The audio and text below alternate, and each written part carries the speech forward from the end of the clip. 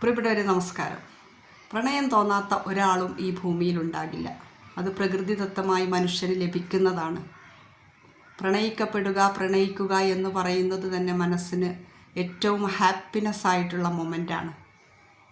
പക്ഷേ എല്ലാ പ്രണയങ്ങളും അത് ആഗ്രഹിക്കുന്ന രീതിയിലാണോ എന്ന് നമ്മൾ മനസ്സിലാക്കണം.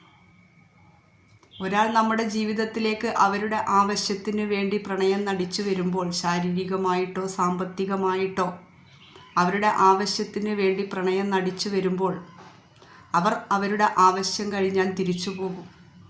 ആ തിരിച്ചു പോകുന്ന സമയത്ത് ഇപ്പുറത്ത് നിൽക്കുന്ന ആൾ ബാക്കിയാകും. സത്യസന്ധമായി പ്രണയിച്ച ഒരാൾ ബാക്കിയാകും.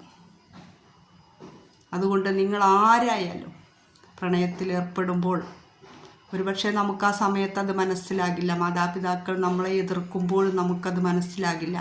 പക്ഷേ പ്രണയത്തിലേർപ്പെടുന്ന ഓരോരുത്തരും അതിനെത്രമാത്രം മൂല്യമുണ്ട്, എത്രമാത്രം നിങ്ങൾക്കതിന് സ്പേസ് ഉണ്ട്, എത്രമാത്രം നിങ്ങളുടെ ഓപ്പോസിറ്റ് നിൽക്കുന്ന ആൾ ആഗ്രഹിക്കുന്നുണ്ട് എന്നെങ്കിലും നിങ്ങൾ മനസ്സിലാക്കിയെടുക്കണം. എല്ലാവർക്കും നല്ല പ്രണയങ്ങളുണ്ടാകട്ടെ. എല്ലാവരും സന്തോഷമായിട്ടിരിക്കട്ടെ. Thank you.